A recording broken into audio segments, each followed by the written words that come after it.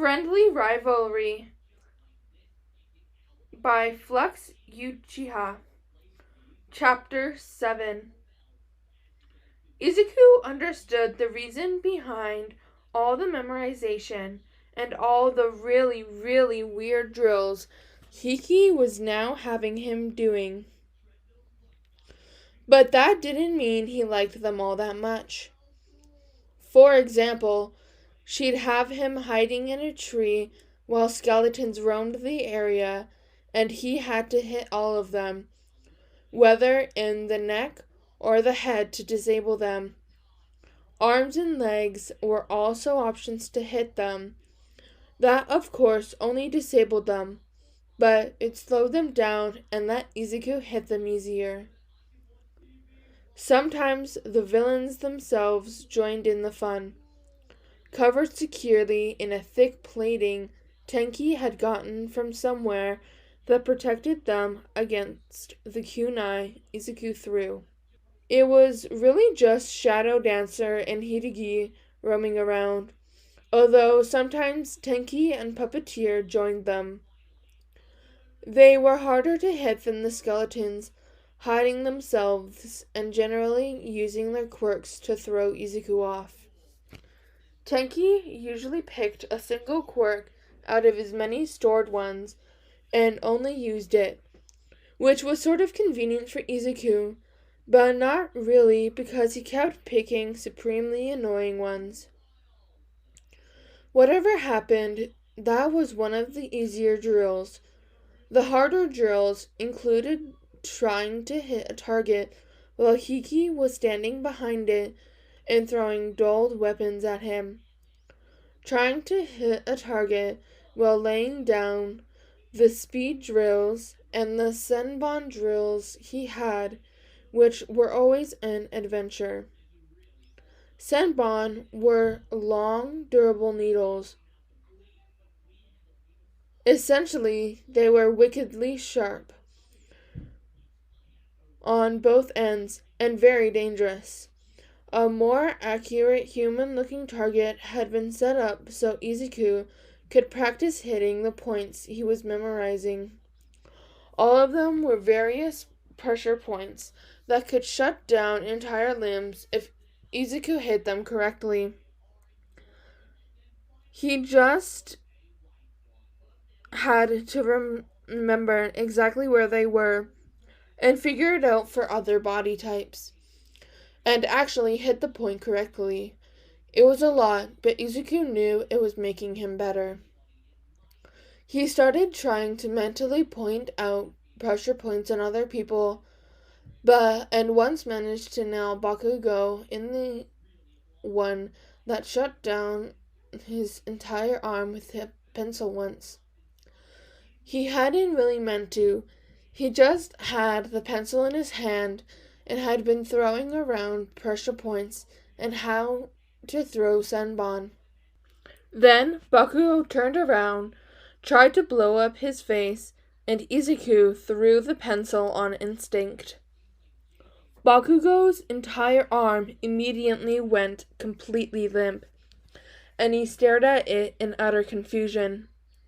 It had been the end of school, so Izuku took the chance he had, grabbed his pencil, backpack, and notebook, and got the heck out of there as fast as his legs would carry him.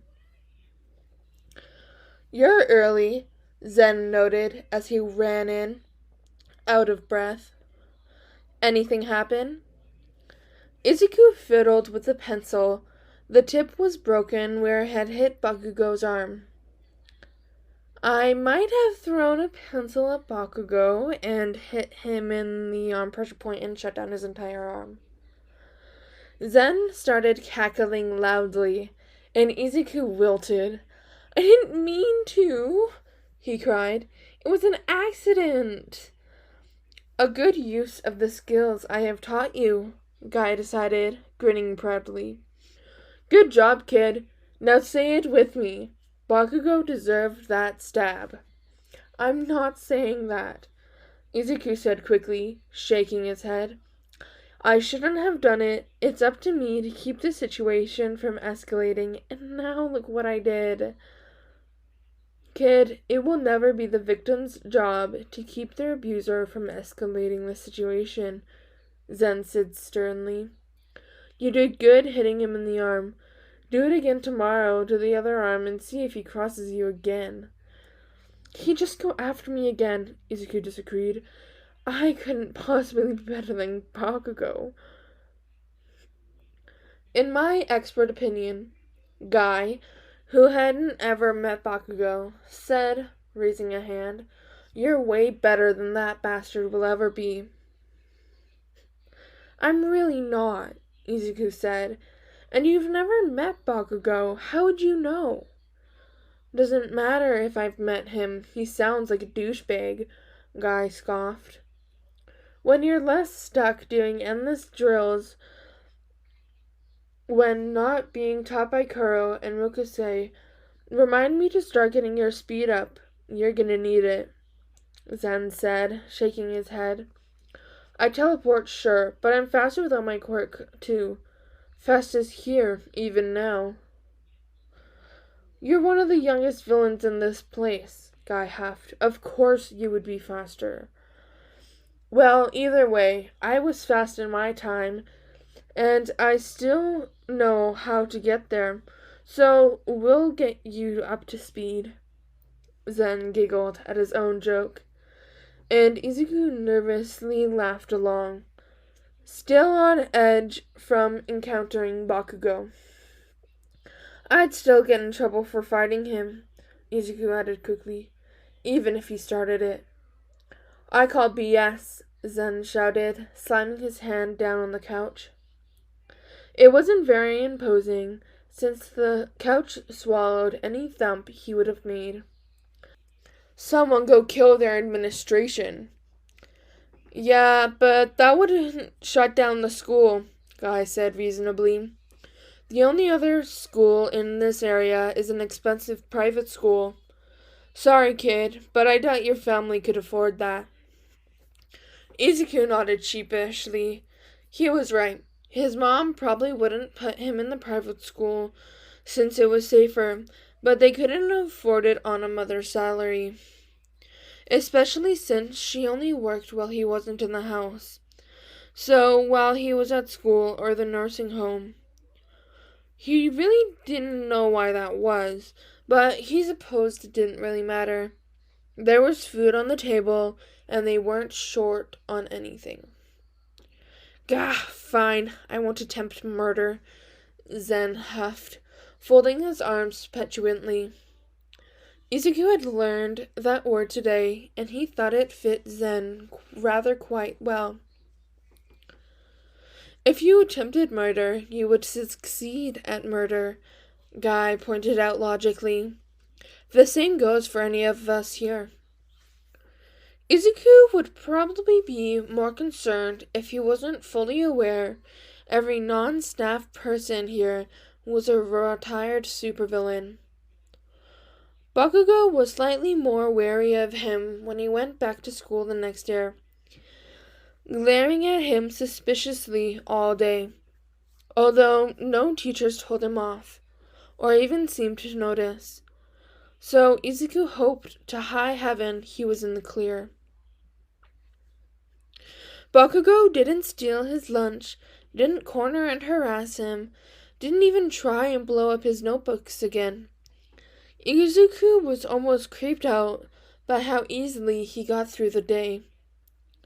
It continued to the next, then another day, and every day for another 2 weeks. Izuku was thoroughly weirded out, but kind of grateful for it. Not having to evade Bakugo and getting to eat his lunch every day was showing good results.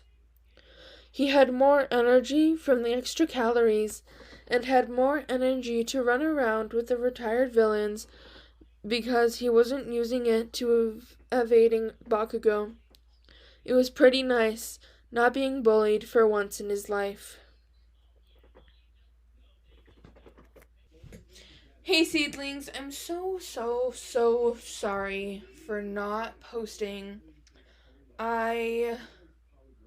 Something came up while I was editing Dumb and Ditzy, And I just couldn't finish it. And then things just kept happening. I'm so sorry.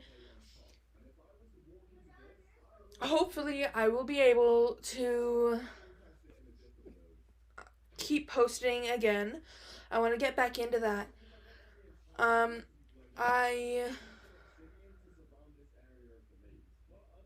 gonna post this and the Dumb and Ditzy Part 6 today, and hopefully on Wednesday I will have more ready to be posted. Thank you so much for being patient with me. I love you guys so much. Bye, seedlings.